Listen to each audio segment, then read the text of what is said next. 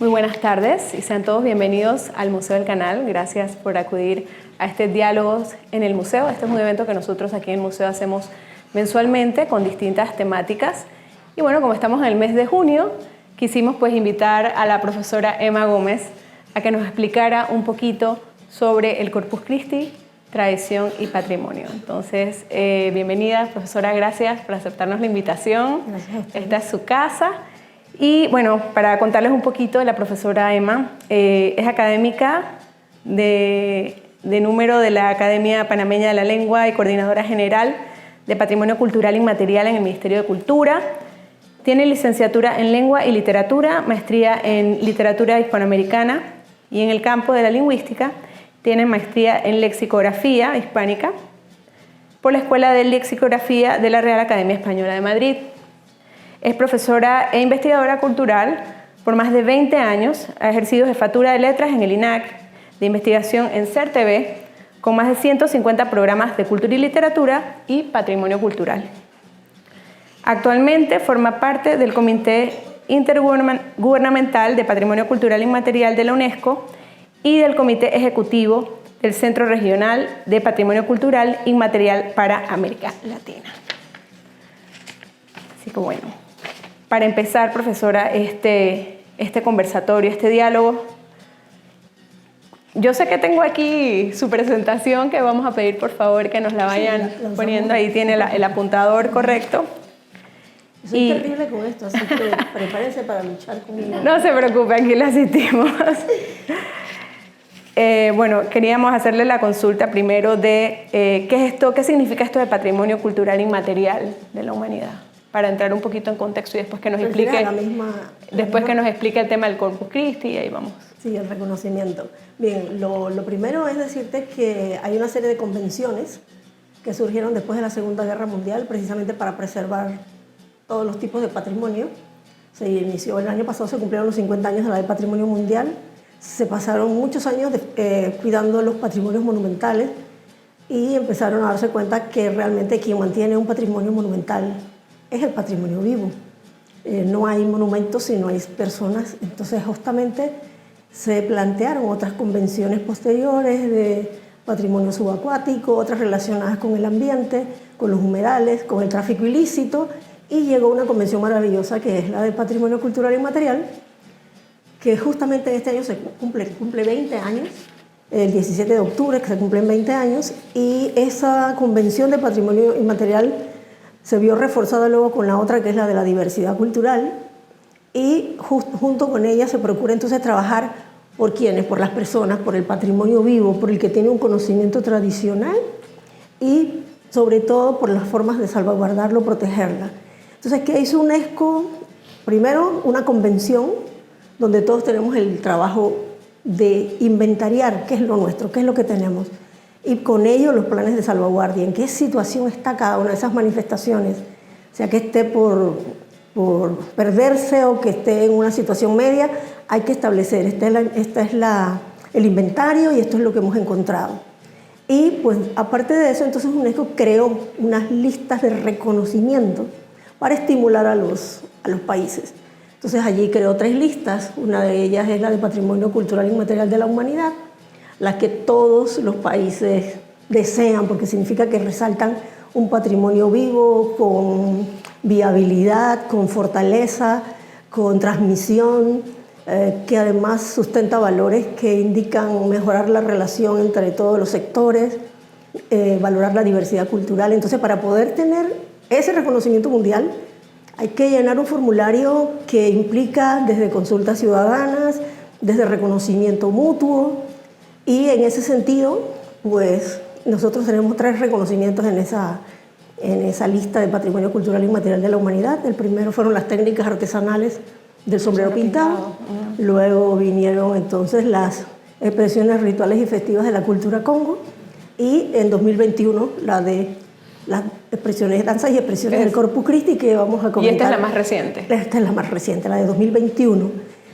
En las otras 2 listas no hemos tenido todavía, la primera vez que metimos una candidatura fue ahora la que van a evaluar en diciembre, que es una candidatura a las buenas prácticas de salvaguardia. Es decir, que la otra lista es la que presenta una manifestación como modelo de buena práctica. Tenemos allí en esa candidatura a todas las prácticas asociadas al Festival de las Tortugas Marinas de Armila. Te cuento después de ella porque es tan rica que me puedo ir por allí y lo termino. Y la otra lista es la de salvaguardia urgente. Para la lista de salvaguardia urgente estamos preparando una que debe entrar, si todo va bien, en marzo, que es sobre la salvaguardia de todas las técnicas relacionadas con las juntas de embarre y con todas las casas de quincha, fogones, todo lo que esté relacionado con esa práctica artesanal. UNESCO nos pide que no solamente se hagan candidaturas a la de la humanidad.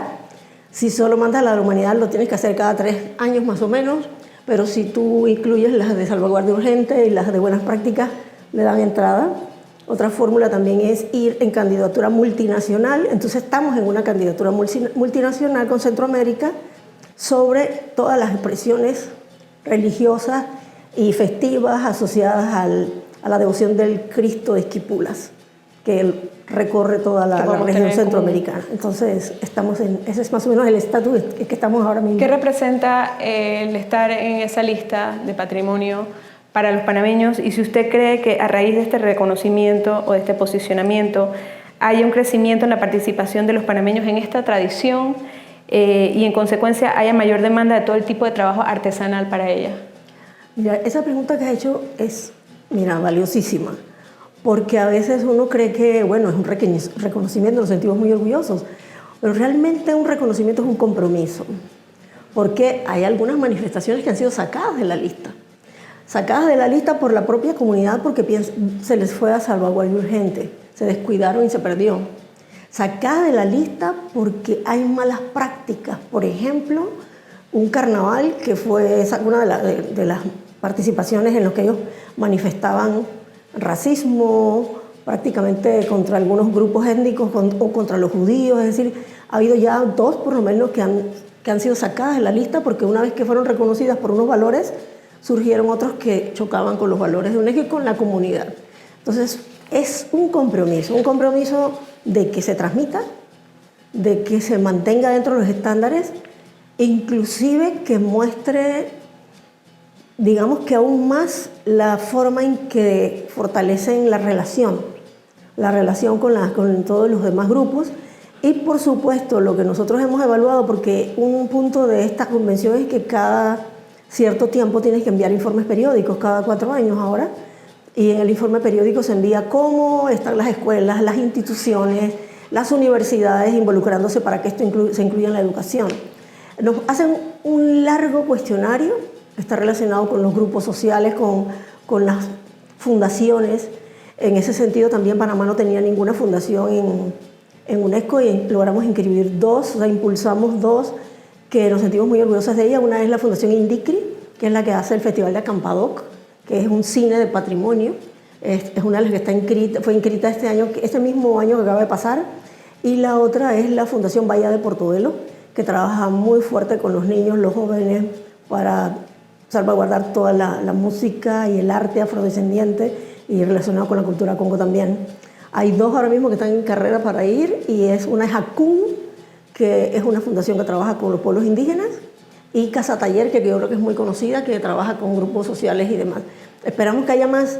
Se expresó que América Latina casi no tiene fundaciones, así que nos sentimos muy orgullosos de tener 2 ya inscritas y 2 que están en camino de entrar y que ya trabajando con capacitación y proyectos. Excelente. Entonces, muy buena noticia. Solo cierro ahí que se supone que toda manifestación reconocida e incluso otras que no hayan sido reconocidas en el sentido de patrimonio de la humanidad, pero sí el patrimonio del país, deben tener espacios para lo que llamamos desarrollo sostenible. Y es que, por ejemplo, yo les comentaba ayer a algunos que a veces no hay la iniciativa de que tienes un reconocimiento mundial y dentro de los emprendimientos o de las nuevas artesanías, tú ves en otros países que tienen aquellas que pegan en el refrigerador, los imanes y demás, los magnetos, todos se preocupan por visibilizar.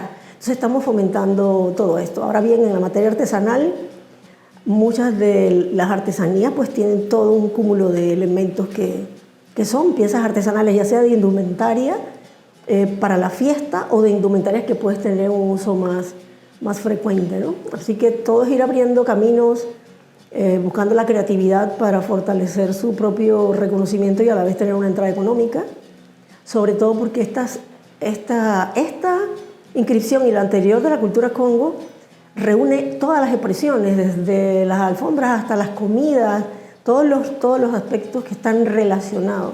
Entonces eso ayuda muchísimo. Bueno, listo. Entonces, coméntenos cómo surge el Corpus Christi. Yo creo que podemos empezar por esa pregunta. Muy bien. ¿Cómo surge el Corpus Christi como historia o como la candidatura? Como historia. Como historia.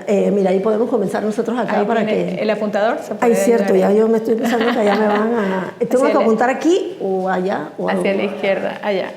A ustedes. Allá está, ya tiene la pantalla.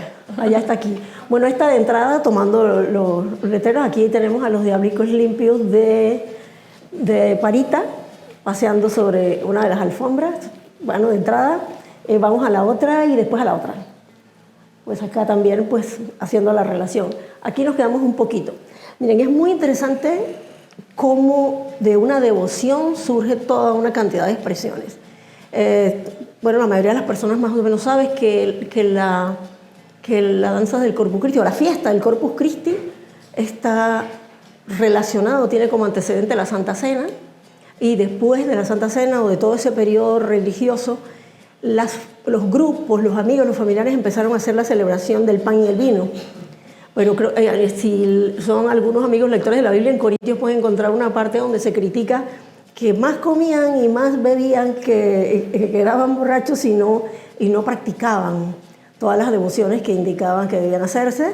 Y a partir de ese tiempo entonces empezaron a hacerse algunos cambios. Por ejemplo, aquí hacen una mención sobre la formalización de la comunión, que fue en el siglo XI, para hablar de la transmigración, hablar de la simbología. Ustedes saben que la parte ritual influye muchísimo en que las personas sean devotas, pues tiene que ver con el ser humano. Casi todos los grupos y todas las culturas se han creado rituales alrededor de la luz, del fuego, de lo inexplicable, para hacer un poco más. Entonces, dentro del estudio antropológico se ve que las personas, incluso cuando aún no han llegado al hombre después del Neandertal y el hombre que tenemos hoy, se encontraban entierros, se encontraban ceremonias. Entonces quiere decir que el hombre, por naturaleza, incluso ciertos animales, hacen prácticas rituales porque están conectados, sea con la naturaleza, sea con un ser divino, sea con algo que no pueden explicar. Entonces, ante toda la muerte de Cristo, pues entonces se trata de mantener viva esta celebración para hablar de esa transmigración y decir que es el cuerpo de Cristo en la hostia y que es su sangre dada por nosotros está en el vino. Entonces allí se formaliza un poco más y empiezan entonces algunas de estas prácticas, y vemos aquí que Juliana de Cornillón, una religiosa en 1208, insistió muchísimo en esa práctica. Pero no fue posteriormente hasta que empezaron a hacer el tema de la hostia, y un sacerdote, hablan de un milagro, hablan de un misterio, un sacerdote que era un poco descreído en toda esa celebración. La sangre de la hostia, o sea, la hostia que él tenía emanaba sangre, y entonces de ahí empezaron a sentirse muy impactados por este milagro o este misterio. Y ustedes verán, hay una serie de pasos de cómo se van formalizando, porque entonces la Santa Exposición se fue formalizando después en el siglo XIII. En el siglo XIII pasan varios temas, ¿no? Cuando ya entonces se establece la fiesta, pero todavía no tenía todo el tema del ritual, y así va pasando por ciertas etapas y llega una pero muy rica, ya entre el siglo XIII y el XV, en que se le pide a Santo Tomás de Aquino, que fue es el teólogo más importante del concepto de Eucaristía, de qué significa, de qué simbología tiene, y le habían ofrecido ser cardenal, y él pidió que en vez de ser cardenal le permitieran escribir los textos que se usarían para educar a la gente sobre la fiesta del Corpus Christi.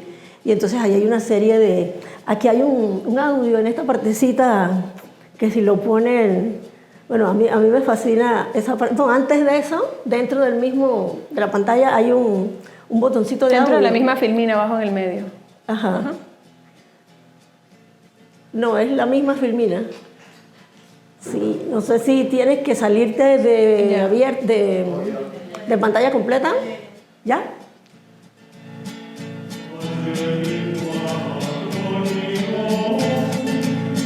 miren, Santo Tomás de Aquino es una maravilla.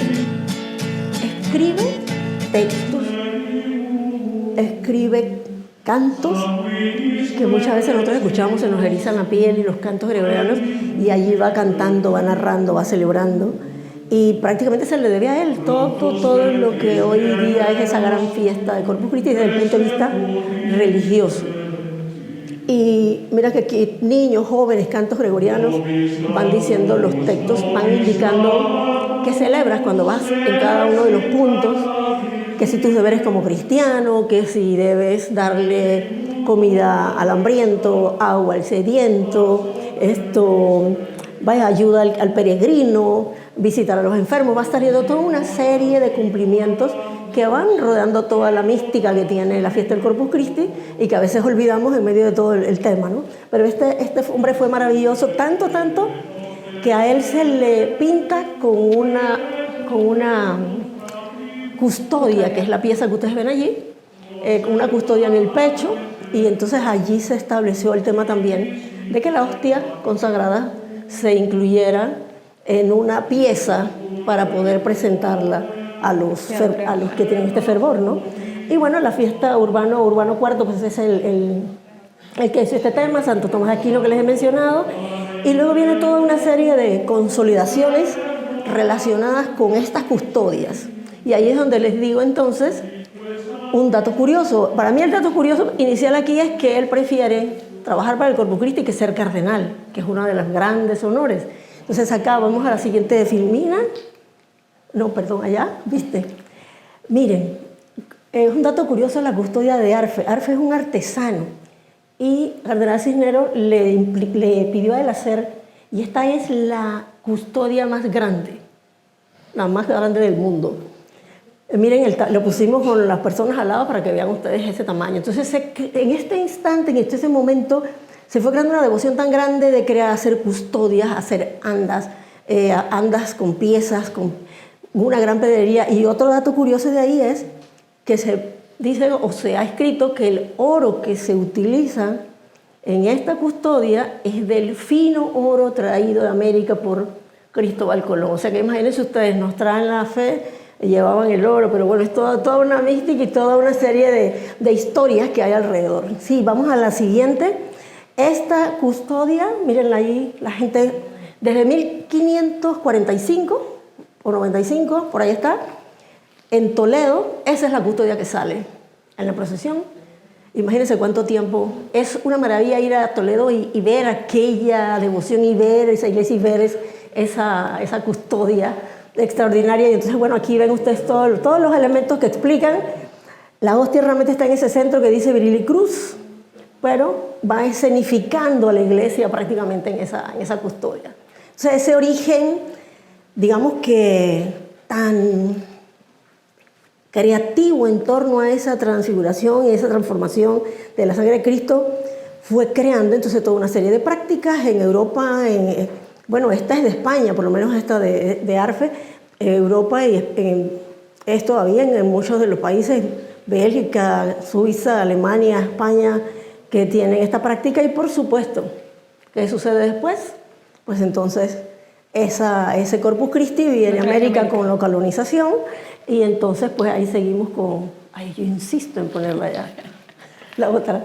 Sí, y entonces, bueno, el Corpus Christi llega a América y nosotros tenemos, digamos que, relación fundamental por el hecho de que algunos sacerdotes viajan a distintos lugares y se hacen los autos sacramentales, que es la pieza teatral que generalmente se hizo en esos tiempos para evangelizar. Y en distintos puntos de América hoy se celebra la fiesta del Corpus Christi de distintas maneras. Miren que en un lugar se llama la fiesta de las mulas y regalan mulas. Eso es en México, en una comunidad de México. Y uno pregunta, ¿pero por qué? Porque ahí viene la historia oral. Un hombre que era también poco creyente decía, si esto realmente es cierto, que se arrodille mi mula. Y la mula se arrodilló. Y de ahí se creó entonces toda una historia que entonces se regalan mulas. Fíjense hasta dónde llegan. Y así el pueblo es muy creativo y va asociando. Y así esa sola historia nos sirve para ver todo lo que fue haciéndose en cada país.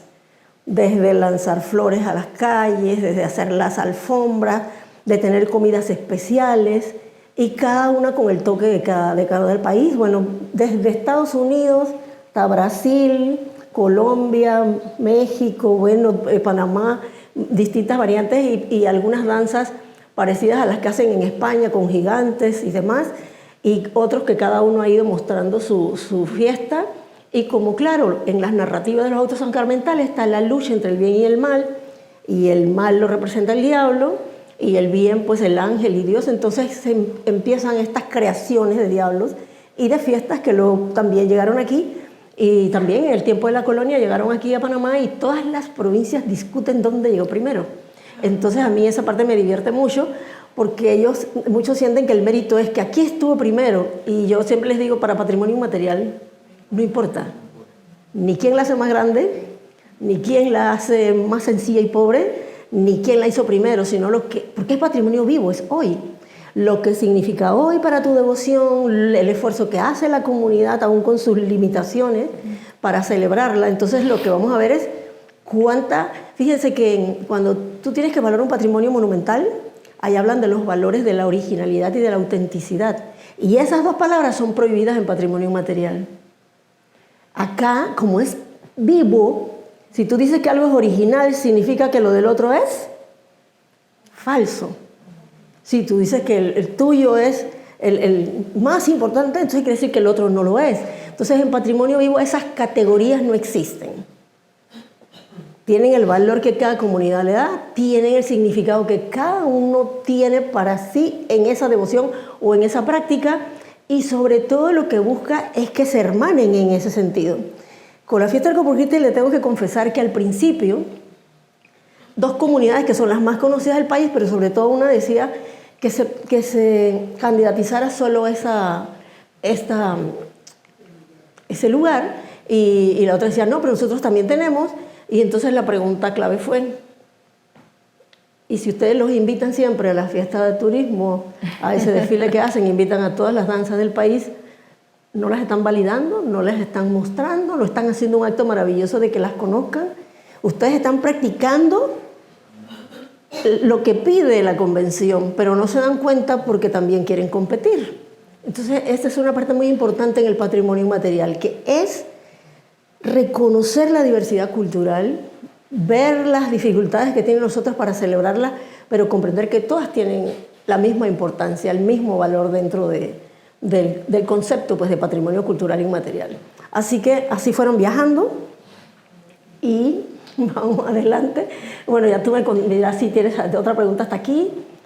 Aquí, bueno, ya me adelanté, no sé si, bueno, lo que iba a decir... El de cómo se organizan y, sí, cómo se realizó este inventario de danzas. Usted que nos explique dónde se celebran, cómo se organizó. Sí, en realidad, el mandato principal de la convención es hacer el inventario, que cada país haga el inventario de su patrimonio para salvaguardarlo, para buscar planes, para que haya desarrollo sostenible. Y si ves las condiciones o las cualidades, preguntarles si quieren estar en una lista, ¿no? En la lista, en este caso, representativa. Esta es una de las que más nos ha costado. Les debo decir que se está inventariando desde el 2013. Sin embargo, no se presentó esa candidatura sino hasta el 2017. Y es que ustedes tienen que ver que en muchos lugares la fiesta es simultánea, y entonces se busca documentar en cada lugar. En este mapa, si le das un clic, se abren un poquito más. Ajá, un clic sí, ya lo abrieron, ¿no? Sí. Bien, entonces, mira, si ves este mapa, hay 7 provincias que la practican. Ajá. Hay en la comunidad de Garachiné, que la tienes allá al final, en Chepo, acá en Ciudad de Panamá, y Chilibre, que es la otra que ves allí, en las dos que están de Panamá. Y también tienes en Colón, tanto en el mismo centro como en Portobelo y en Escobal. Tenemos Panamá Oeste, en Coclé, que hay varios tipos de danza, porque no es solo una comunidad. En Coclé hay en Antón, hay en Penonomé, en San Miguel Centro de Penonomé, hay en Natá. Entonces ven ustedes que hay otras comunidades que cada una tiene su celebración como distrito. Y bueno, entonces acá tenemos en Herrera, y tenemos Parita y tenemos en la Villa de los Santos. Estas son las 7 provincias. Nosotros cuando empezamos a hacer los inventarios nos íbamos quedando cada vez más sorprendidos de lo que encontrábamos, de lo que aprendimos.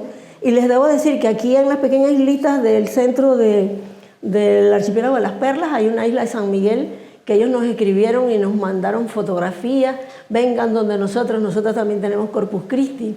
Su instrumento musical, no me van a creer cuál es, el saxofón.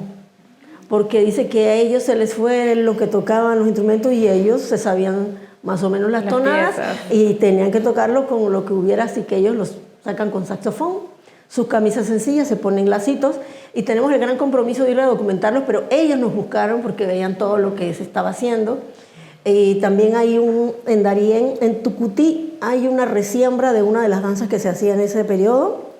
Y bueno, vemos el interés que tienen algunos lugares de ir buscando algunas danzas que las tienen en su historia escrita, pero que muy poca gente está practicando y bueno, muchos de ellos están buscando la forma de revitalizarlas. Digo, todo eso es válido, ¿no? Yo siempre les digo que el patrimonio cultural inmaterial no trabaja con manifestaciones muertas para sacarlos ya de la ilusión de que algunos nos piden fondos para recuperar la danza tal que se perdió no sé en qué época. Te digo, si ustedes lo hacen y realmente llega a ser no un conjunto folclórico que la recuerda, sino una práctica viva de la comunidad, pues lo reintegramos. Pero que nosotros ocupemos fondos para formar nuevamente algo, no, porque ningún Estado salva ninguna manifestación. Las manifestaciones que están hoy es porque lo salvó la comunidad. Lo que hace el Estado es dar plataformas para que entonces puedan ellos reforzar sus contenidos, puedan reforzar las formas de vivir en hasta cierto sentido de ello, pero como siempre planteo cuando hablamos de estos temas, les digo, ¿y qué sucede con, por ejemplo, los cantos tradicionales de los indígenas o algunos cantos que no son ni para hacerlo en espectáculo, ni para vender entradas?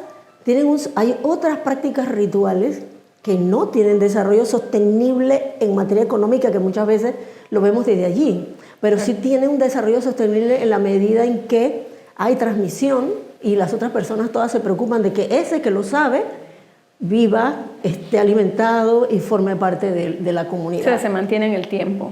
Y que por supuesto se mantenga en el tiempo. Entonces aquí hay una gran variedad de danzas de distintos tipos. ¿Por qué el Corpus Christi tiene una gran cantidad de danzas? Así que bueno, si quieres avanzamos con alguna otra pregunta. ¿Cómo se organizan? Me preguntabas, bueno, todas las fiestas de esta naturaleza tienen una participación y sobre todo esta de muchos sectores. Está la iglesia, están los propios organizadores o los padres con sus hijos, están las comunidades y hay organizaciones locales que no están organizadas per se como patronatos o como asociaciones, que también son las otras, sino sencillamente algunos líderes locales. Y nosotros vemos que hay algunas danzas que son de líderes locales y otras son de familias.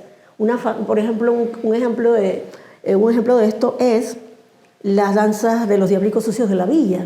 No están dentro del patronato de danzas Miguel Leguízamo.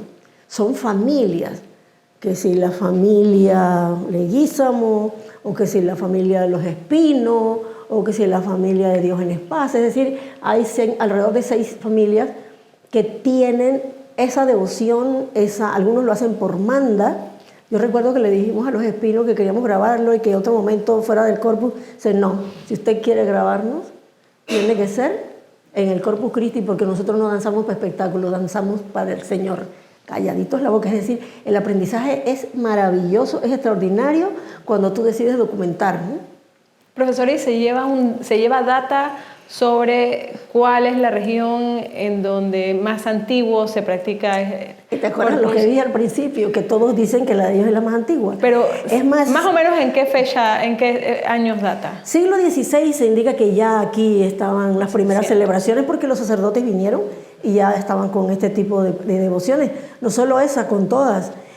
Con asustarlos con el diablo, porque si te pones a ver la cultura Congo, es una burla al revés de bautizar al demonio colonizador.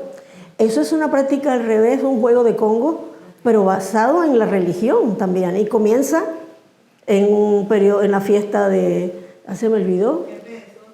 el tiempo exoto empieza el día de San Sebastián. El día de San Sebastián y cierra el miércoles de ceniza. Entonces, ves, está todo rodeado de elementos y esto indica que ellos llegaron a evangelizar enseguida.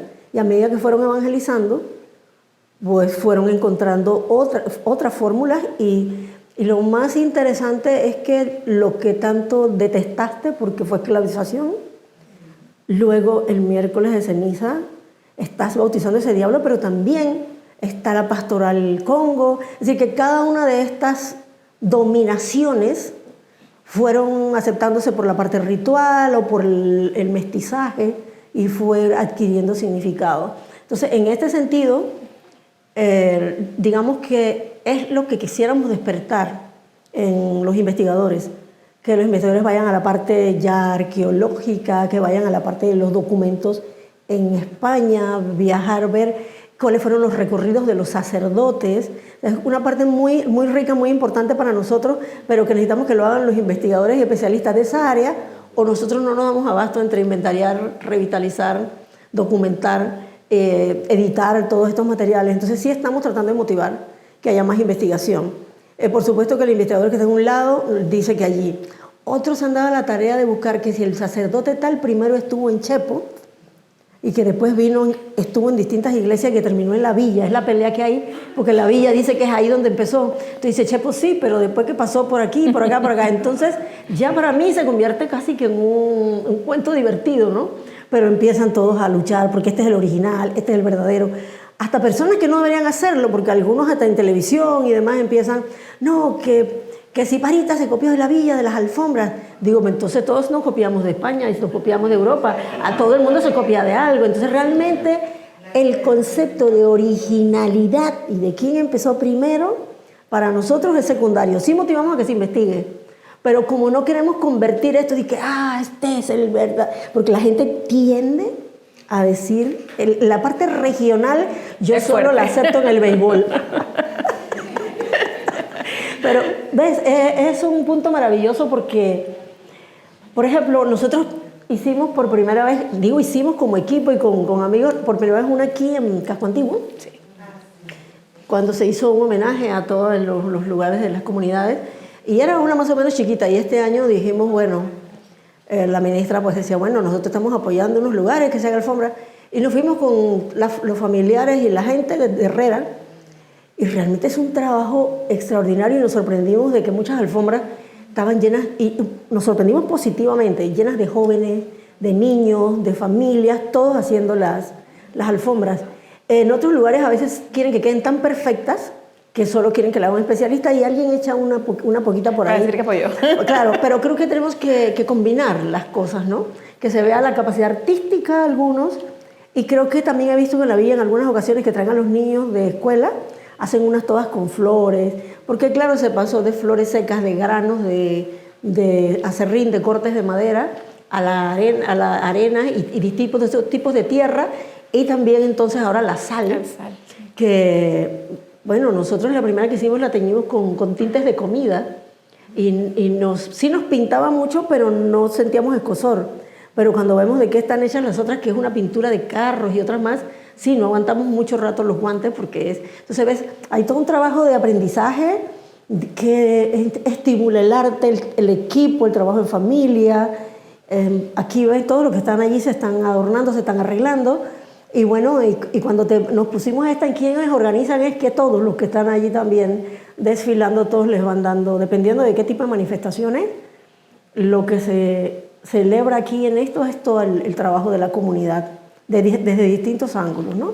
Entonces, esto es muy, muy importante para cualquier tipo de manifestación, y nosotros, cuando evaluamos para el informe periódico, les preguntamos. Por ejemplo, ahora mismo se está haciendo una encuesta sobre cuál es el aporte de las instituciones en el tema afrodescendiente, un proyecto centroamericano que hay de Sexica, y es eso, preguntarle a las fundaciones, preguntarle a las instituciones del Estado, a las universidades, a los grupos asociados, qué pones en esa manifestación, cómo evalúas la participación de uno o del otro. Eso sí hay que evaluarlo, porque es importante que haya mucha participación. Pues. Claro. Entonces nos vamos acá a otros rituales. Sí, hay dentro de lo que cada comunidad fue aportando con los autos sacramentales que les dieron, uno de los principales y que cuentan la historia y hacen que la gente entienda, bueno, qué es todo este desfile y esta fiesta y es que cuando se quiso evangelizar a los grupos, se hizo todo este auto sacramental dramatizado en que los diablos se reparten el mundo, el diablo, la diabla, el diablo mayor, se reparten el mundo, donde hay 100 almas, pero cuando ellos cuentan las almas les falta una. Y entonces allí empieza toda la angustia. Y si me pasas a la siguiente, este es el Cuarteo del Sol en Parita, acá tienen el Cuarteo del Sol en la Villa de los Santos, son los únicos 2 lugares que hacen este ritual. Los otros prácticamente como también se han ido haciendo las distintas danzas, pero aquí en estos lugares hay ciclos que también la iglesia fue creando posteriormente, como la octava de Corpus, que es la siguiente, y hay toda una serie de celebraciones de santos, de la Virgen y demás, de la Santísima Trinidad, que se van asociando, y en ese espacio se van haciendo otros rituales, que si el diablo encuetado, pero este es el que narra la historia de lo que sucede, porque una vez que hacen esa repartición y no encuentran el alma, salen a perseguir a todos los lugares, a buscar en todos los lugares. ¿Y dónde creen que quedan buscándola? En la iglesia. Y allí llegan. Entonces hay otras partes rituales, avanzamos. Hay otra, bueno, vamos a ver cómo una pequeña grabación aquí de ese Cuarteo del Sol y lo que sucede, ¿no?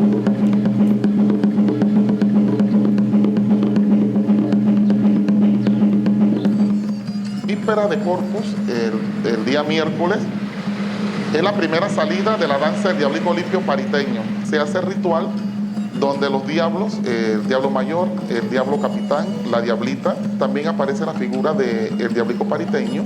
En el ritual ese se hace a las 12 del día, se tocan las 12 campanadas. Bueno, un aplauso para el diablo mayor, la música del diablico limpio. El diablo entra con el sonido de las campanas.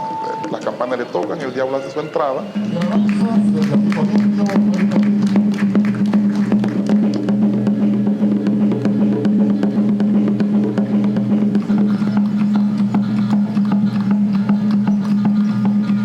diablo capitán.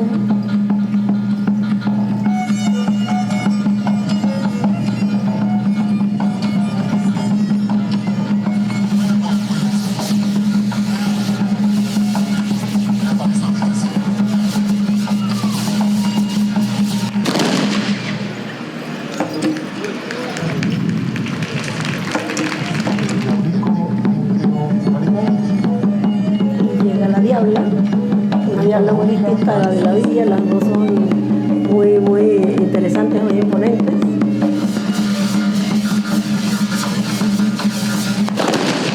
Fuerte el aplauso para la diablita, paso único nacional, una misa del colectivo de Parita. El diablito sucio pariteño sin burrión. Y de ahí, en lo que es el procedimiento del mismo ritual, ellos cuartean el sol, de allí ellos hacen un inventario de las almas perdidas, se dan cuenta que eran 100 almas y solamente tenían 99. En ese interín ellos se dan cuenta de que iba a haber una fiesta grande, una gran fiesta que es la fiesta de Corpus Christi.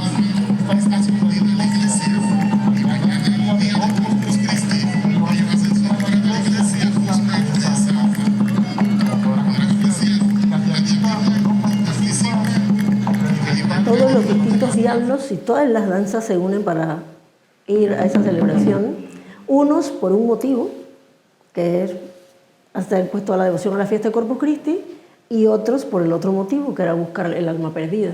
Por eso es que ustedes ven que en algunas entradas los diablos mugen, rugen, gruñen, porque en ese instante todavía no han sido impregnados de la voz del sacerdote y de el evangelio que escuchan, que les hace cambiar, y luego se caen rendidos y quitan sus máscaras. En algunos lugares se las quitan, en otros lugares salen entonces de espaldas, en otros lugares las rinden como ofrenda, múltiples prácticas que hay alrededor de nuestra. Y hay entonces en las iglesias distintas prácticas rituales. En la villa, en Parita, piden permiso antes de entrar al Arcángel Gabriel. Aquí lo están haciendo, pero en Garachiné. Esto es en Darién. Ellos están haciendo, ahí sale el diablo mayor a buscar a todo, el diablo capitán a buscar al diablo mayor y los demás diablos. Recorren, hay toda una celebración previa del recorrido para llegar hasta la iglesia donde piden permiso para entrar. Entonces, esto sucede en varios lugares.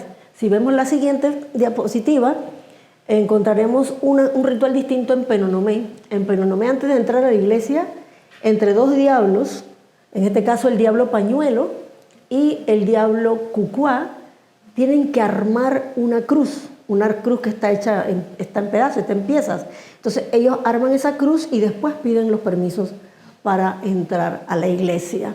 Y cuando van a entrar están aquí unos personajes que parecen aves, son los cucambos, que tratan de impedir que los diablos entren a la iglesia. Entonces están todas estas celebraciones variadas. Esto que les menciono aquí es en Penonomé. Ven que antes le puse algo de Darién también. Bien, seguimos en la otra. Entonces, bueno, aquí es lo que vimos en la parte de algunos rituales.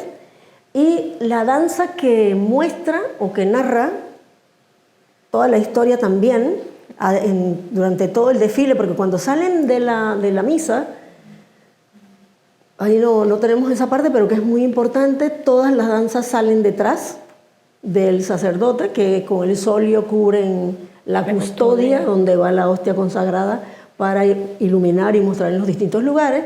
Van parando en algunos sitios, tienen como que, para algunos son esos 7 puntos donde en cada uno se dice alguna emisión sobre cuidar a los enfermos, dar pan, dar alimentación, enterrar a los muertos, o sea, son 7 generalmente, y en otros lados tienen 4 dependiendo de las estaciones que hagan.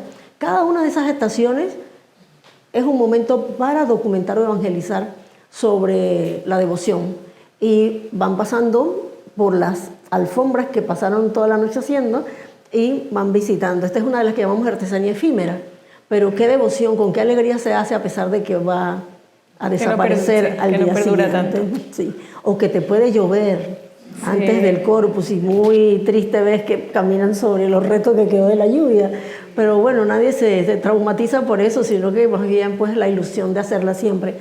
Y entonces en esa danza, que es una de las principales, lo consideramos la principal en el sentido de que es la que narra, ¿ya? Y entonces esa danza del Gran Diablo es la que coincide en todas las 7 provincias. O sea, todas tienen una danza que o se llama danza del Gran Diablo, o se llama diablitos limpios, o diablitos de espejo, o diablito pañuelo, pero todas esas hacen la misma recreación, y es que van discutiendo y peleando por el alma, van diciendo su parlamento, y al final el arcángel vence al diablo, ya ceden, los convencen. Acá ven ustedes, ese que tienen allá al final es de la Villa de los Santos. Permiso, me corro para que puedan ver. Sí, yo creo que estoy tapando también, ¿no? Allá la que tienen en la Villa de los Santos, esta que tienen aquí es en Chorrera, esta que tienen aquí es, bueno, el diablo pañuelo, que ya lo vimos antes, y la que tienen acá es de Antón, por darles un ejemplo. Y que si pasa, creo que tenemos otras más allí, que son danzas en distintos lugares. Pues sí, allá está la de Garachiné, aquí está la de Parita, aquí tienen la de Chepo. En todos esos lugares, la mayoría lo celebra el jueves. Vamos a decir que no la mayoría, un grupo significativo lo hace el jueves, pero hay otros que, como la iglesia dio la opción de que se hiciera para el domingo siguiente, entonces algunos la hacen ese domingo siguiente, y entre ellos está Natá, está Antón, está Chepo,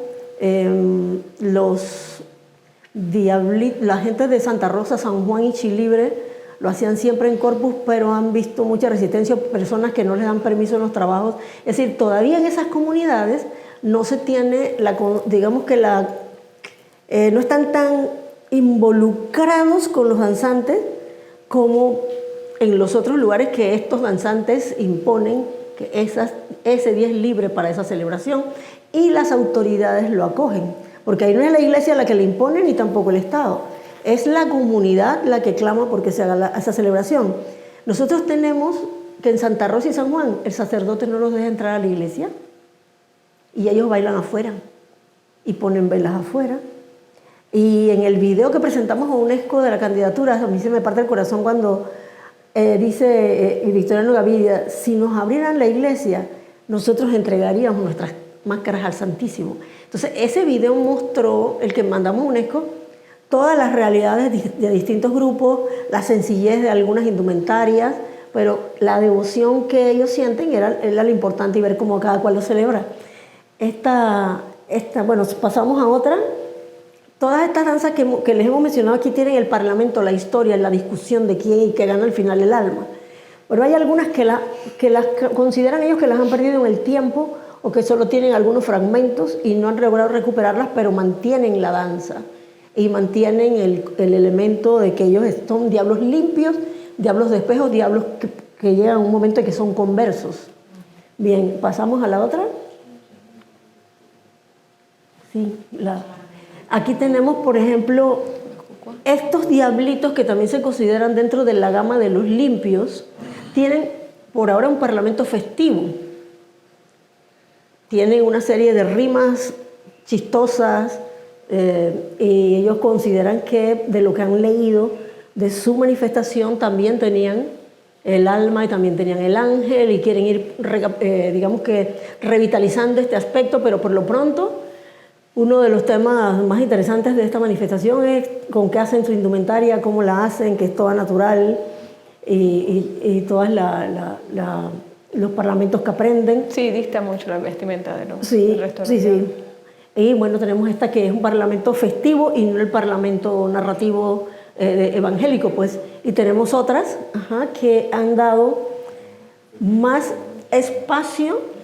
Yo a veces las asocio con algunas de los diablicos sucios porque son danzas vamos a decir que de coreografías o de algunos tipos de acrobacias, pero están dentro de la gama de diablos de espejos, que son Natá, esta de San José de Colón, que ellos admiten que vienen de Escobal, pero que al trasladarse a la ciudad de Colón ellos quisieron seguir practicándola.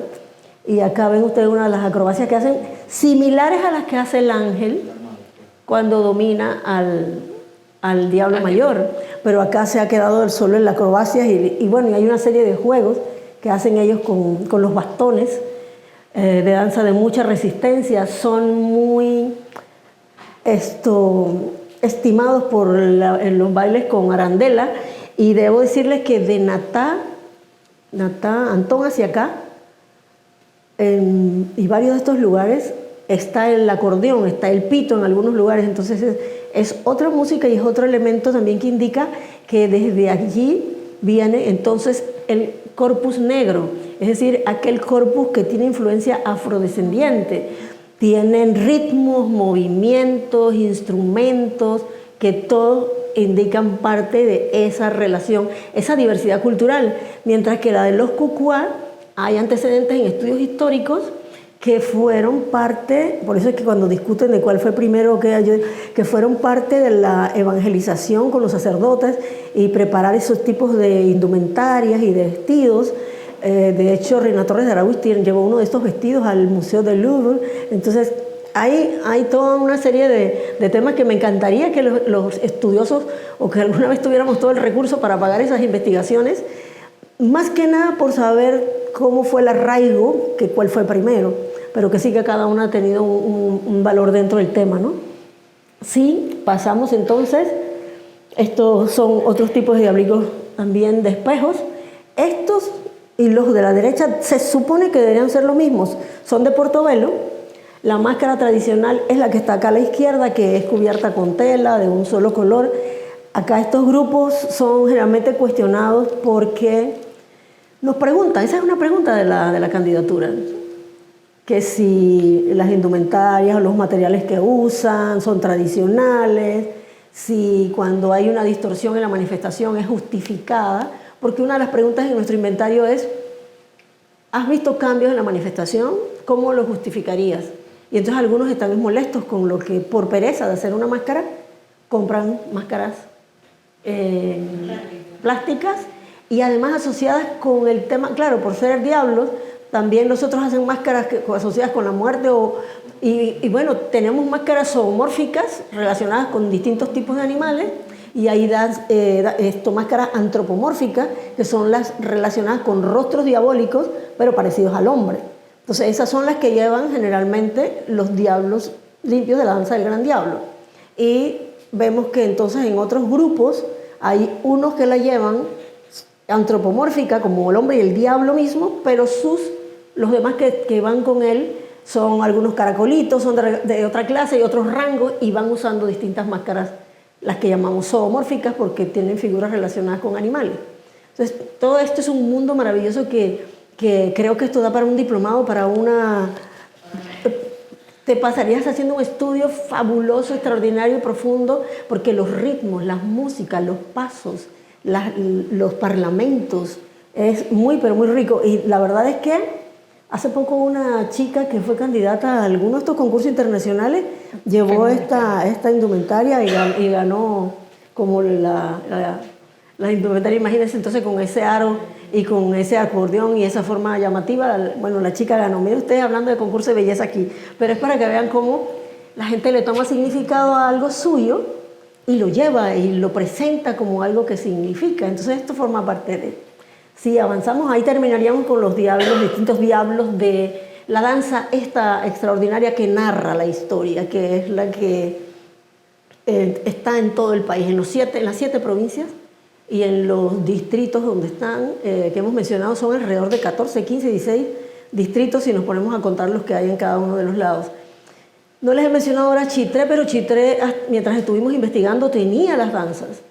Estaban en una situación un poco de perderse, pero entonces las movieron o las han estado moviendo a la fiesta de San Juan, que prácticamente es a la semana siguiente. Entonces ves diablitos danzando ahí.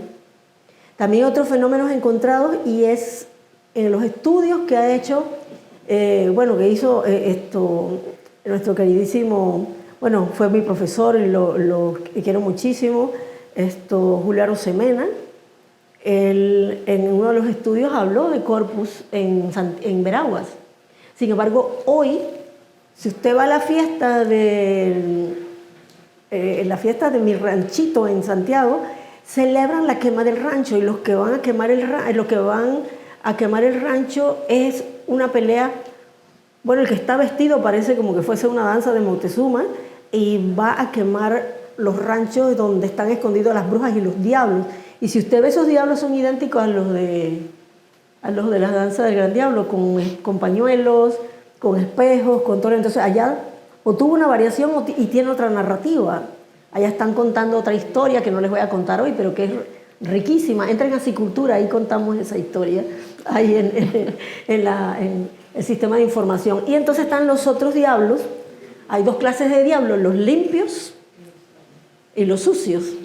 Los limpios suelen llamarse de muchas formas, mientras que los sucios son sucios.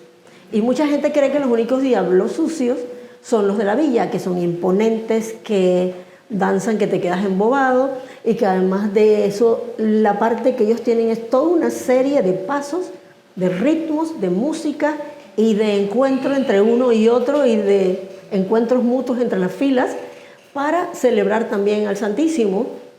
Y nosotros encontramos que en Parita tienen 2 tipos de diablito sucio.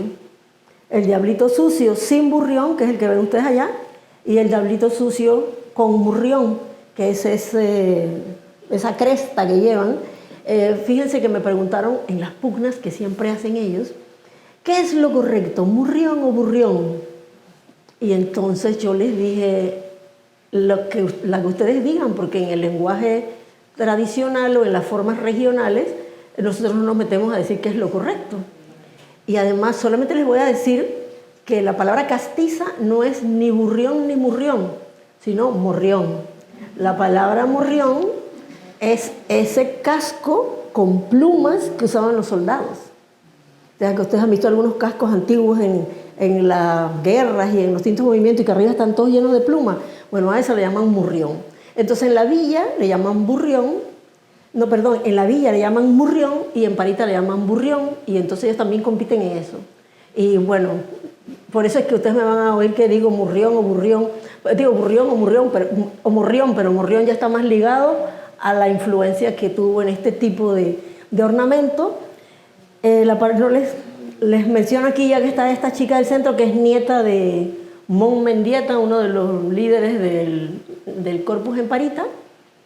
La participación de la mujer es cada vez más viva. En la villa, para subsanar el tema, tienen un día de las mujeres, ya cuando ha pasado el ciclo, las mujeres se visten, pero algunas mujeres dicen, sí, pero yo quisiera vestirme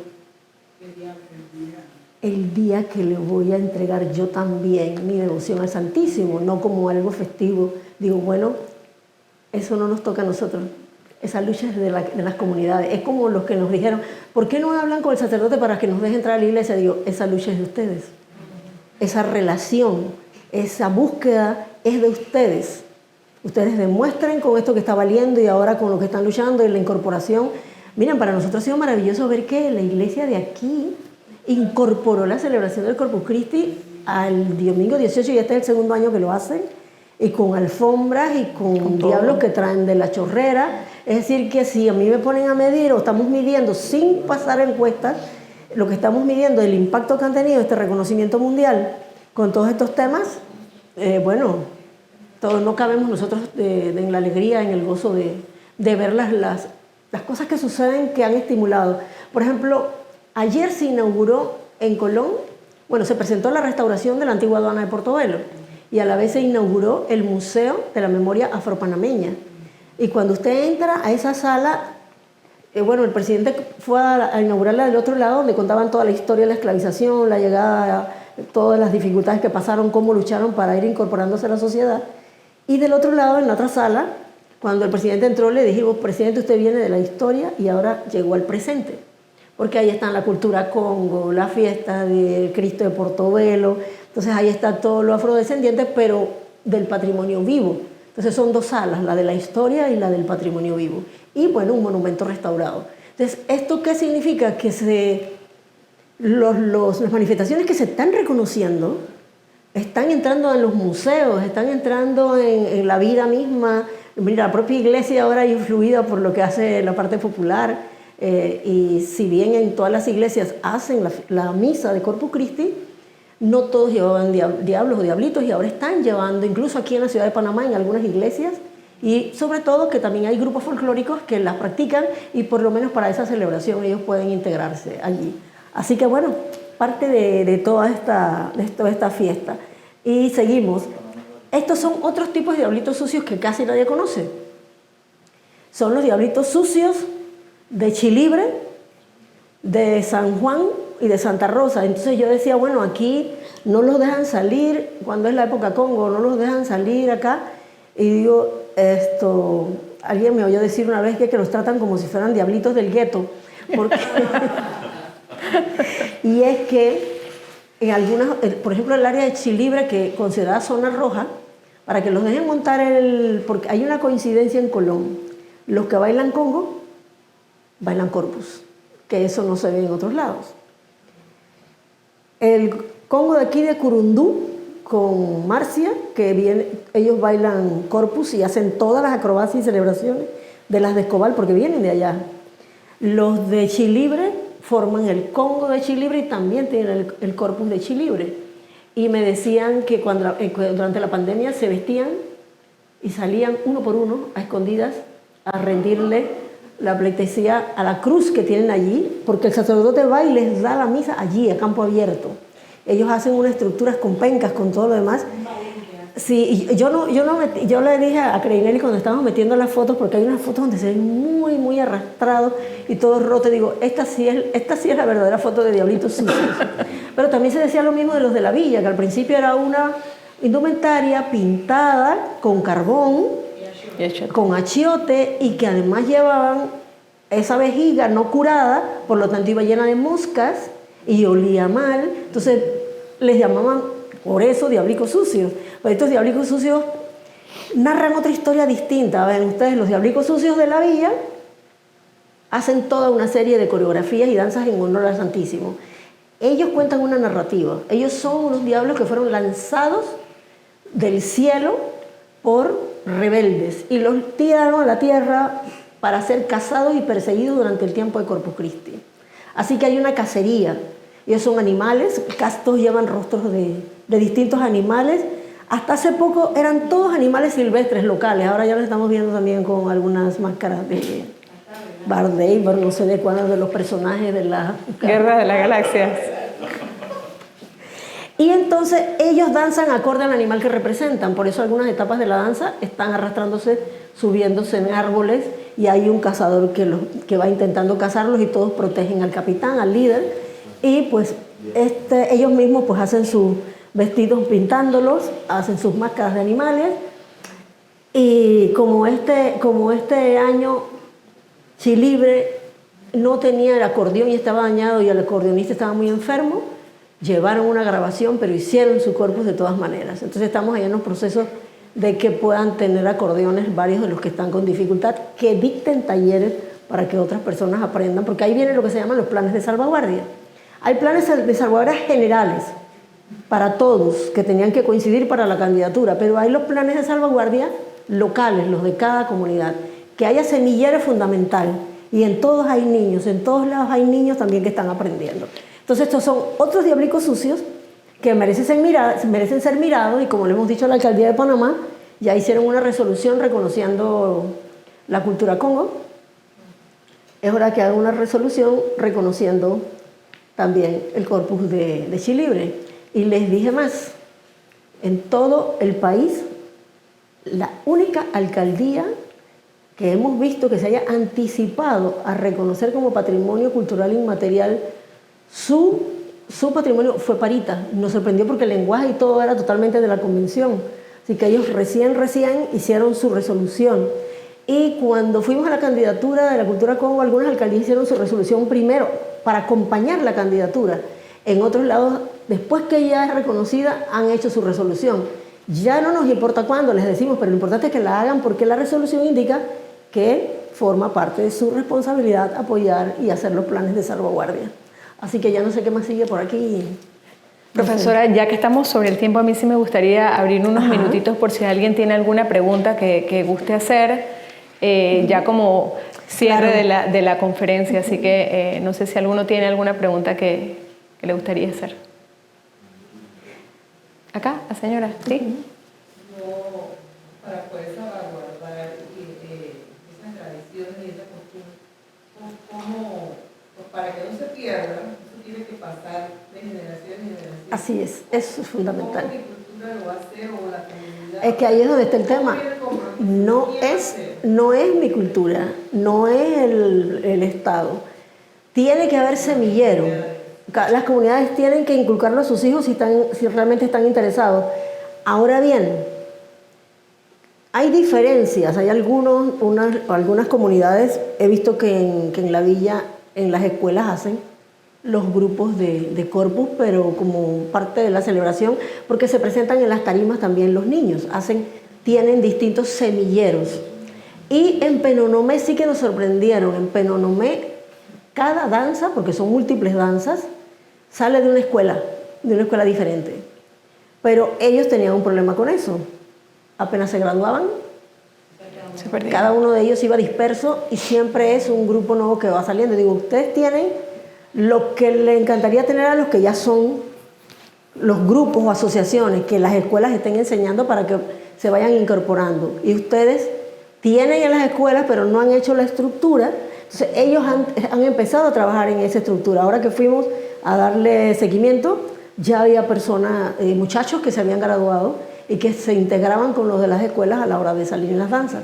Entonces ellos están con sus distintas asociaciones, porque en unas tienen al Diablo Mantú, porque lo que sucede es que hay otras danzas, unas son festivas, otras narran el encuentro de los dos mundos, de los grupos indígenas, como son la Montezuma o la Moctezuma, como dicen en Penonomé.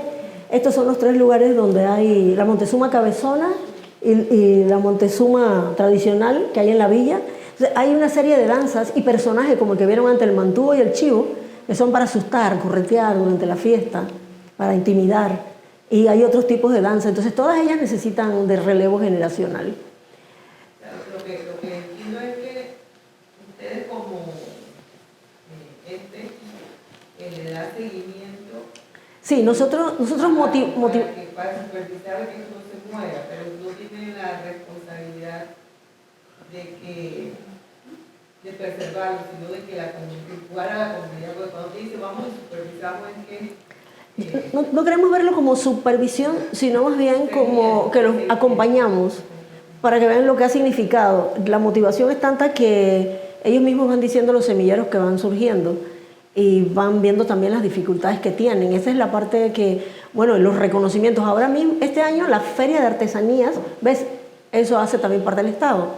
Todos los años en la Feria de Artesanías, antes podía tener cualquier tema, pero desde que empezaron estos reconocimientos, un año se le dedicó al sombrero pintado, otro año se le dedicó a las danzas de la cultura Congo, y ahora esta Feria de Artesanías, que va a ser del 26 al 30 de julio, va a estar dedicada a las danzas del Corpus Christi. Ahí se le dará reconocimiento público a los que ayudaron a hacer el inventario, a los que son organizadores. Se han estado entregando en las comunidades a los diablos viejos, a los mayores. Y por supuesto que en el inventario que hacemos, cuando nosotros preguntamos, ¿está transmitiendo la manifestación? Algunos dicen, no, ya no quieren aprender. Otros dicen, sí, a toda mi familia. Entonces, a los que dicen, ya no quieren aprender, le preguntamos, ¿y usted daría cursos, daría talleres? Entonces, ahí nosotros fomentamos capacitaciones y talleres en las propias comunidades. Creemos más en la que se fomenta en la propia comunidad a andar trasplantando.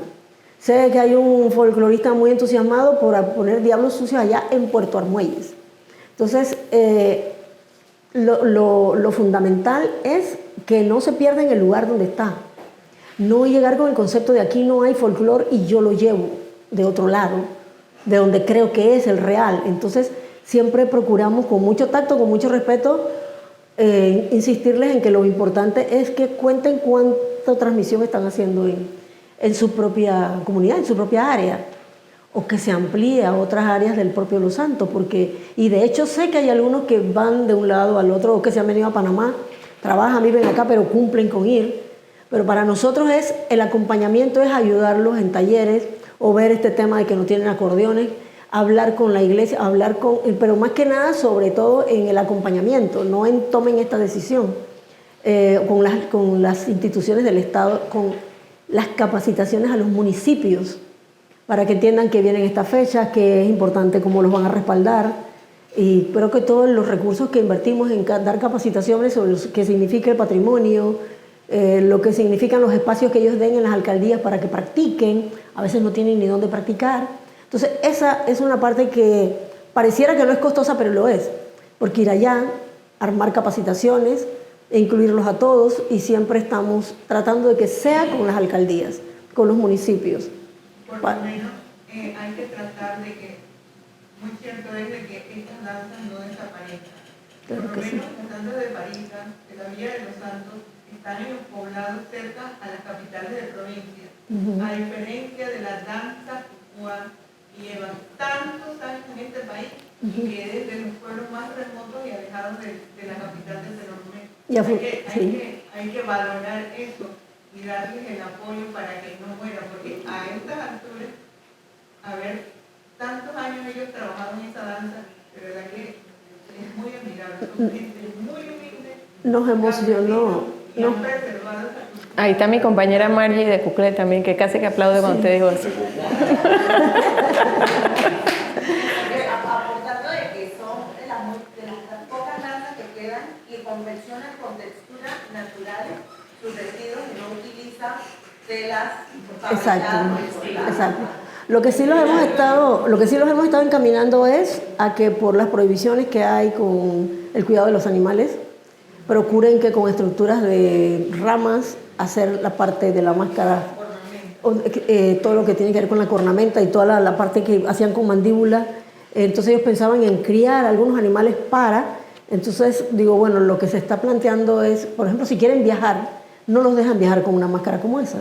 Cuando van a viajar los de diablicos sucios y llevan las plumas de las guacamayas, entonces tiene que haber todo un escrito. Todo el que va a viajar, incluso con el adorno de la pollera y que lleve carey, va al Ministerio de Cultura y establecen desde cuándo la tienen y que la están llevando para una exhibición, no para la venta. O sea, hay todo un proceso ahora de cuidado y de que no se les permite viajar si no está esto debidamente. Así que trabajo de toda índole tenemos. Una última pregunta. Sí, el señor. Buenas noches. Hay 3. Ah, bueno.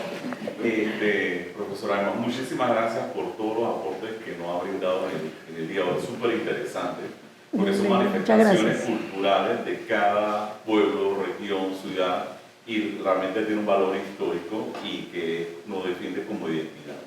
Ustedes como gobierno, ahí tienen un poquito la piedrita, tienen que trabajar mancomunadamente tanto cultura, turismo, todos ser habilitadores para que este tipo de actividades no se pierdan en nuestros pueblos, porque es nuestra identidad como país, como panameños que nos identifican. Sí. Así que yo le dejo, hago el llamado de atención porque las talleres que no aquí trabajar ustedes como isla, sino trabajar mancomunadamente en pro de justamente lo que le decía es y reguladores. sí, justamente lo que le decía es que vamos directo a trabajar siempre con los municipios porque los tenemos que integrar, y ahí está el ICER que lleva no sé hasta cuándo va, pero que nosotros vamos con la ATP para todos lados, todos los rincones, dictando cursos asociados a turismo y patrimonio para que los guías locales que sacan una licencia sepan qué tienen en su lugar, qué van a decir sobre ello, porque a veces hay personas que viven en un lugar y no lo conocen porque no todos son de la devoción. Algunos no tienen la devoción católica, pero les llama la atención todo lo que se celebra. Y entonces también todo esto tiene una gastronomía alrededor. O sea que sí hay un trabajo que se está haciendo, pero que creemos que con el otro paso que estamos dando, y es que ya tenemos convenios con Universidad de Panamá, UDELAS, para una serie de diplomados y carreras que van a venir. Miren, ya la Escuela de Antropología incluyó desde el año pasado la materia, la asignatura Patrimonio Cultural Inmaterial, y ahora se van a dar los diplomados, algunos con becas para que aquellas comunidades lejanas o de los grupos indígenas, los que no tienen estudio, tomen ese diplomado, y hay otro de nivel superior para los que sí han tomado los estudios, y de ahí mientras se va formando la carrera para las licenciaturas y doctorados necesarios, porque hay ahora mucho trabajo con la sinergia entre patrimonios, y tiene que ver con el ecosistema, tiene que ver también con el monumental y con el patrimonial. Es un crecimiento que comenzó lento en Panamá porque sinceramente se cumplen 20 años, pero nosotros realmente estamos trabajando formalmente con UNESCO desde el 15, o sea que desde el 3 que se firmó la convención y el 4 que Panamá fue uno de los primeros países en firmarla, no fue sino hasta el 15 que entramos a trabajar con UNESCO, pero desde el 11 al 15 sí estábamos haciendo inventarios, pero no por tema de UNESCO, sino porque se requería para fortalecer la parte artesanal, y lo que sí tuvimos la suerte o la buena guía de que nos capacitáramos con UNESCO porque había una convención, y lo hicimos al modo UNESCO, tanto que nos reconocieron el inventario que se había hecho del 11 al 14. Y gracias a ese inventario nos aprobaron el primer informe periódico, nos pidieron al año siguiente el segundo porque Panamá debía uno desde el 9, y han sido trabajos muy fuertes para quedar al día con UNESCO, y nosotros entregamos después de pandemia el otro que se hizo casi todo virtual. Así que nosotros tenemos que ir paralelo con lo que se está haciendo, dando informe periódico, cómo se avanza en materia de universidades, de escuelas, de comunidades, de autoridades. Sí, es fuerte, pero es enriquecedor ver cómo el tejido se va. Creo que es joven. ¿Usted era que tenía otra pregunta? Sí, ¿cómo no? Buenas noches a todos. Mi nombre es Gerardo Rodríguez Chacón. Yo soy nieto de Mami Chacón de La Chorrera. Oh, qué lindo. Y tengo un problema. Tengo muchas cosas que decir. Entonces, llegué con muchas preguntas, pero me retiro sin ninguna porque de veras que para mí es un honor escucharle y bueno, entender de qué manera o la importancia del concepto de Corpus Christi. Para mí de veras que hay una similitud dentro de mi principio como nieto, que tengo un legado de repente que construir. Entonces en esta oportunidad quisiera solamente compartir 3 anécdotas, porque soy el diablo mayor de la danza del gran diablo de Chorrera. Entonces, en cuanto a lo que usted habló de Escobar, de que ellos se escondían en pandemia para hacer su devoción. No, de Chilibre. Chilibre, perdón. En Chorrera tuvimos una situación parecida, y es que tuvimos que practicar en Mendoza lejos, huyendo de la patrulla porque había el tema de la cédula. Entonces, de hora y cédula, sí. para aplicar un poquito más el tema de Chorrera, sí existen como más de 15 danzas de Gran Diablo, es un problema latente. Y nosotros... Yo lo veo maravilloso. Porque... Sí, no, es maravilloso, pero hay un tema, ¿no? Que de repente que se puede conducir a algo positivo, porque usted habló de la correcta manifestación, del verdadero significado que es la devoción. Entonces, veíamos muchas agrupaciones que lo que hacían era quédate en casa y bailo diablo. Pero mi mente decía, concha, pero la iglesia está vacía y hacen misas virtuales. ¿Por qué no de repente conversamos con el párroco y hacemos una pregrabación?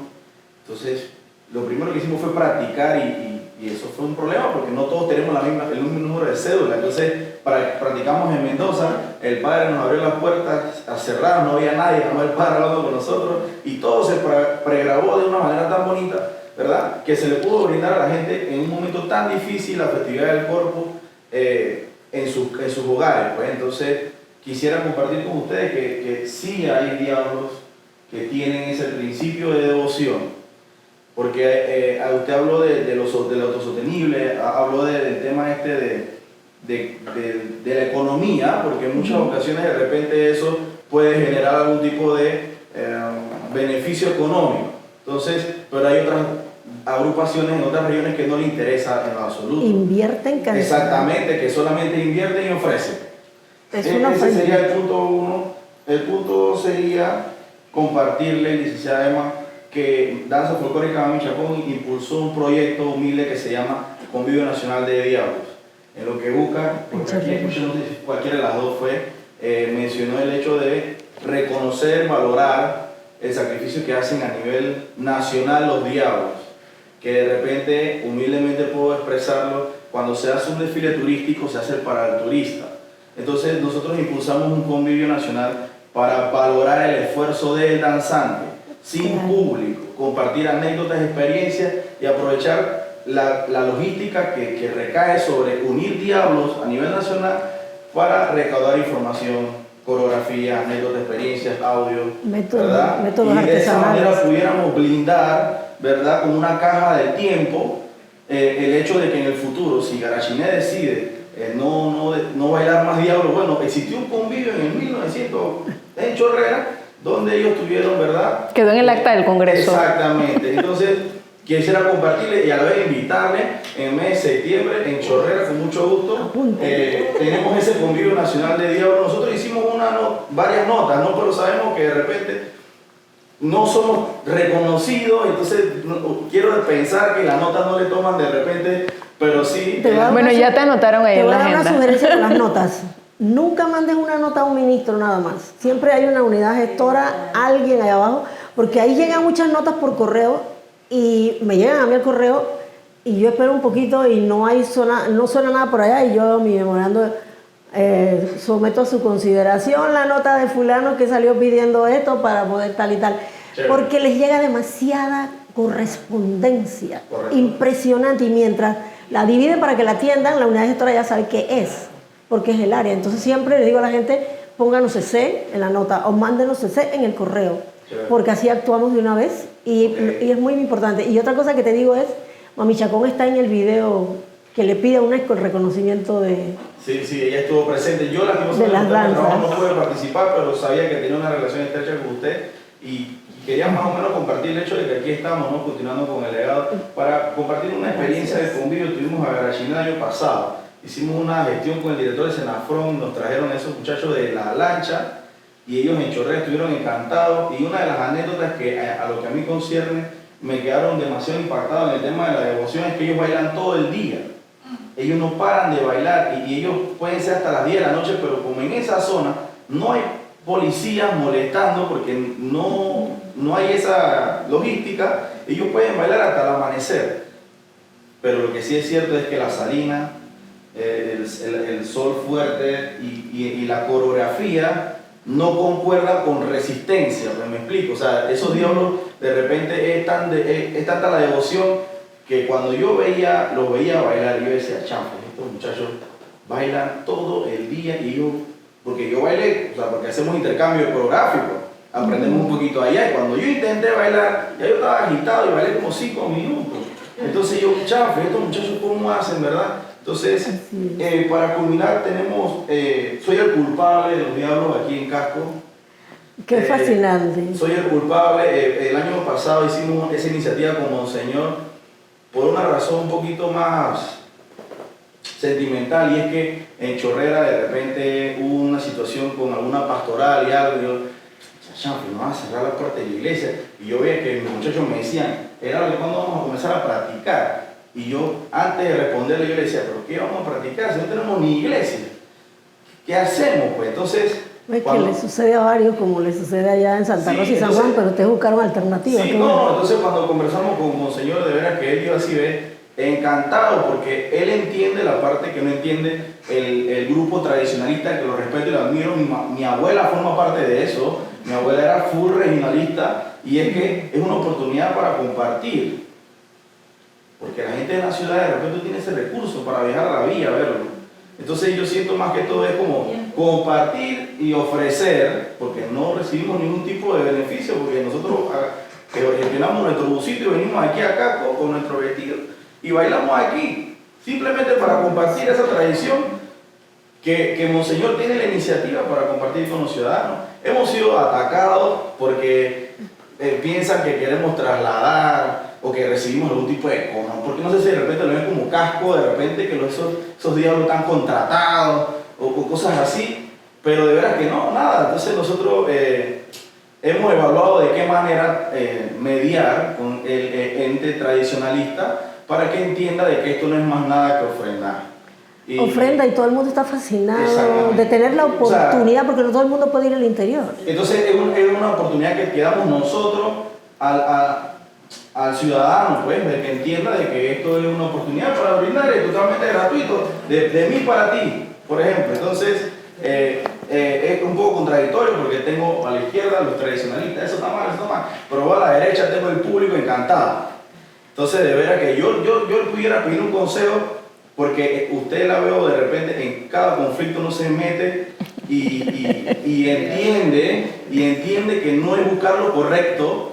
Entonces yo quisiera que usted me pudiera compartir si lo sigo haciendo, si me retiro, qué modalidades pudiera utilizar. Aunque yo te diga aquí hoy que te retires, tú no me vas a hacer caso, que es lo más maravilloso de todo. Es que lo vives, lo estás diciendo. A mí se me aguan los ojos cada vez que pienso en Mami Chacón, porque cuando nos dieron la noticia pensé en ella, que recién había fallecido, y ella estaba siempre preguntando cómo iban las evaluaciones, y es una mujer extraordinaria, y me alegro que ustedes les estén dando honor. Espero que vayan a Toledo a ver esa custodia allá, esa super custodia. Me sopló un pajarito que yo creo que para allá van. De verdad que para nosotros es sorprendente el hecho de que... Mira, la Chorrera tiene como 15 grupos de diablos. ¿Cuántos grupos de diablos tienen ustedes allá? ¿Y cuántos zapatos ustedes gastan al año? A mí que no me gustan las comparaciones, cuando los danzantes de Chorrera están en las calles, retumban las calles de una manera impresionante que no te sucede con las otras danzas, que claro, la bailan con toda la coreografía que tienen, pero estos tienen intención de darle duro a la carretera, y todos lo hacen, y la cantidad de danzas de gran diablo que hay allá, pues es muy, muy valiosa. Yo soy estudiante de folclore y entendí un concepto de la escuela que se llama la apropiación social. En Chorrera abunda la apropiación social. Lo que no abunda es esa dirección de entender el significado correcto del coro. Entonces, bueno, eso es muy lindo, porque es una labor también que tienes por delante para realizar. Es un proceso y parte de la formación, porque uno tiende que por regionalismo comparar. Y si no es con una región, entonces comparas con los que tienes adentro. Si hay 5 danzas, vamos a compararse cuál es la mejor de esos 5. Exacto. Eso es prácticamente una actitud. Mira, hay un libro que le recomiendo a todo el mundo que se llama El corazón del hombre, y todo es sobre el ego. Todas las guerras, revoluciones y hasta separaciones tienen que ver con el ego. Se llama El corazón del hombre. Es del arte de Erich Fromm, el que hizo El arte de amar. Todo el mundo lee El arte de amar. Yo leo El corazón del hombre, porque todos tenemos el ego.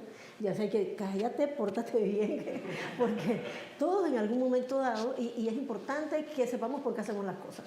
Profesora, Yo creo que haces un liderazgo muy grande. Yo te quisiera pedir solamente, porque hay varias, que fuéramos donde están los videos al final y me dejes pasar uno de 1 minuto. es que no lo puede descargar.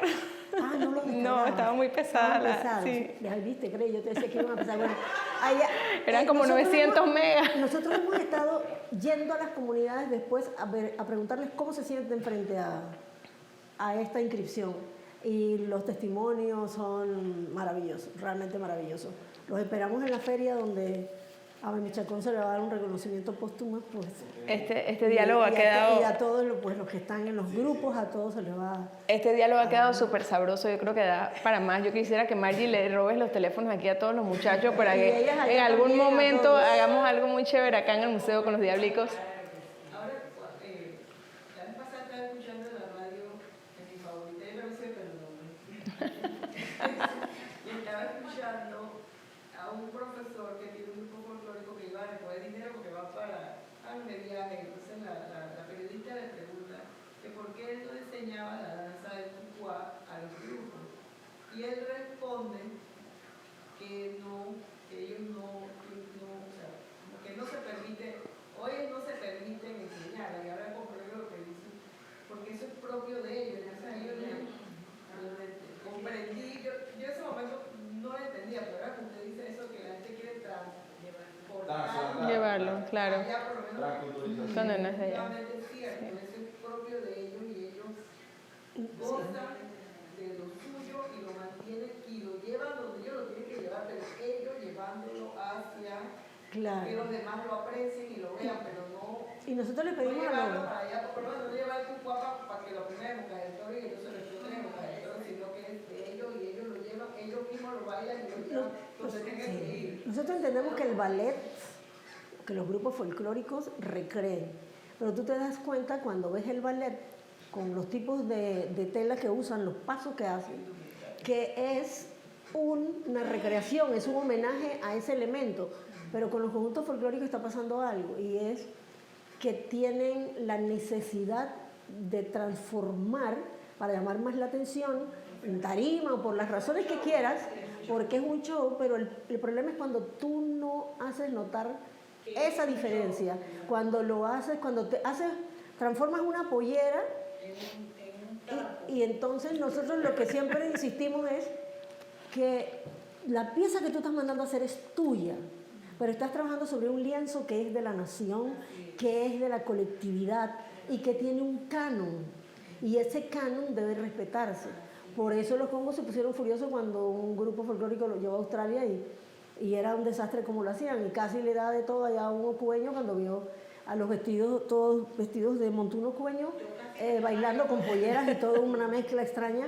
Entonces se sienten ofendidos. Entonces yo creo que el conjunto folclórico o el ballet folclórico, como se llaman algunos, debe buscar rendir un homenaje, rendir un reconocimiento y hablar con esas comunidades, a ver cómo se sienten frente a cómo los están presentando. Porque se les olvida que esto es un ciclo. Los conjuntos vieron a la comunidad, aprendieron y se pusieron y empezaron a bailarla, pero luego la comunidad ve la tarima y le encantan las luces y todo lo que ve y se lo copia. Entonces este es un círculo tremendo que a mí me llama la atención los indígenas, cómo no salen a bailar si no están todos con el mismo color de camisa y mismo color de tela, copiado de las tarimas. Y se dicen tradicionales. Entonces el tema es que no medimos cuando hay conjuntos folclóricos o grupos folclóricos el impacto que le estamos dando a la comunidad, y como ya ellos ya hacen lo mismo que hace la tarima, siguen inventando más para llamar más la atención. Entonces es un ciclo de responsabilidad que todos tenemos que mover de alguna manera. Así que muchas gracias. Sí, gracias a todos por haber venido, gracias profesora por su tiempo, por toda la explicación, de verdad súper valioso, se presta para más. No quiero dejarlos ir sin antes decirle que el Museo del Canal es una fundación sin fines de lucro que resguarda pues, el patrimonio de todos, que están bienvenidos a visitar el museo cuando gusten. Nosotros tenemos una actividad de recaudación de fondos este sábado, es un late night. El museo permanece abierto de 6 de la tarde a 11:30 de la noche con un evento festivo, hay comida, bebidas, las salas abiertas, y lo hacemos para apoyar nuestro programa público que ayuda a niños, nos ayuda a traer a niños de áreas de difícil acceso al museo y que conozcan su patrimonio, que es el patrimonio de todos. Así que muchas gracias y gracias por este espero que les haya gustado. Muy importante para nosotros.